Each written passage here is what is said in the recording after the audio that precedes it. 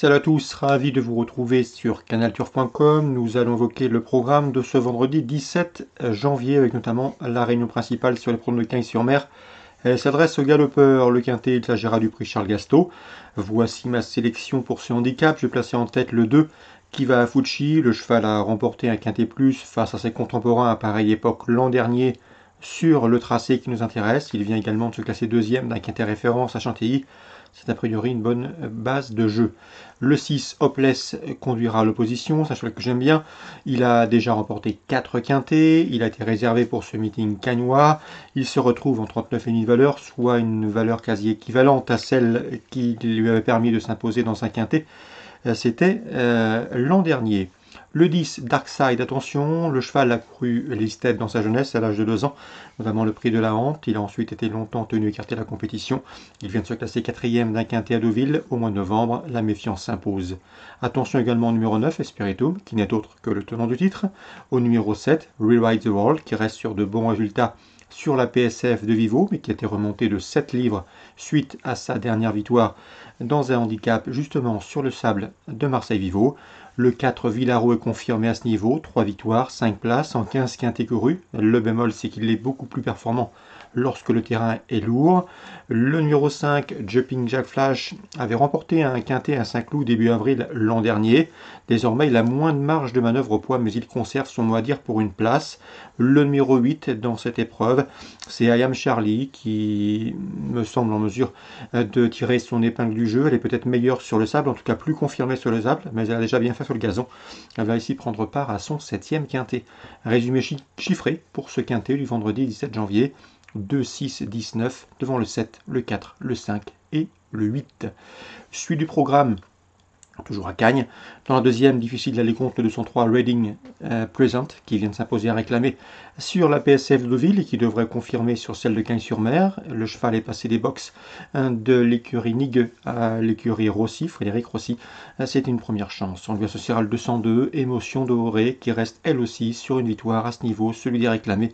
C'était sur la PSF de Lyon-la-Soie. 203, 202. Dans la 8e, j'aime beaucoup le 807, Noce d'Argent, qui connaît bien ce tracé cagnois. Il s'est produit à 4 reprises sur le parcours des 1500 mètres un gazon de Cagnes.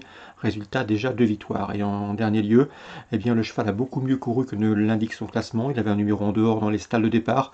Sa jeune partenaire n'a pas été méchant avec lui. Le cheval s'est contenté de suivre avant de tracer une bonne fin de course en retrait sans être bousculé, en étant respecté.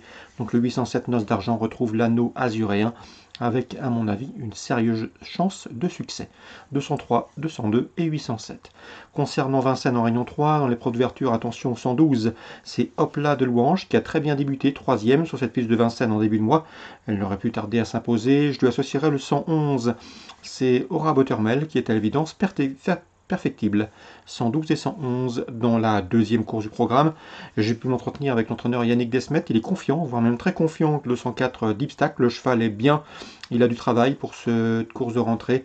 Et l'opposition dans ses cordes, il serait déçu de ne pas jouer les premières places. On lui associera bien sûr le 202 Dioui de Cagnes, qui reste sur une série de bons résultats, et notamment une victoire pour sa dernière sortie à ce niveau, celui des amateurs. Une victoire facile obtenue début décembre, le 10 décembre.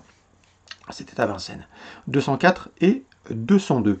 Dans la 4e, le 409 Gypsy Madric se présente à réclamer. Difficile de faire 100. 4 courses à réclamer pour ce 409 Gypsy Madric et 4 victoires. L'invincibilité est peut-être préservée à l'issue de ce rendez-vous. On lui associera le 407, c'est Gloria Dirati qui reste également sur une victoire à ce niveau de compétition, qui sera déféré des 4 pieds pour la première fois de sa carrière.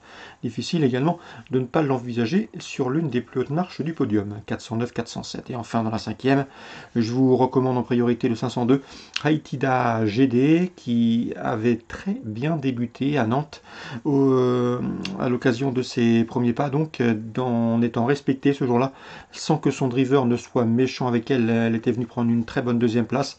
C'est à l'évidence une pouliche d'avenir, une pouliche estimé. Et jugé sur cette très plaisante deuxième place obtenue en débutant, ce 502 Étida GD sera et méritera d'être suivi de très près pour ses débuts à Vincennes.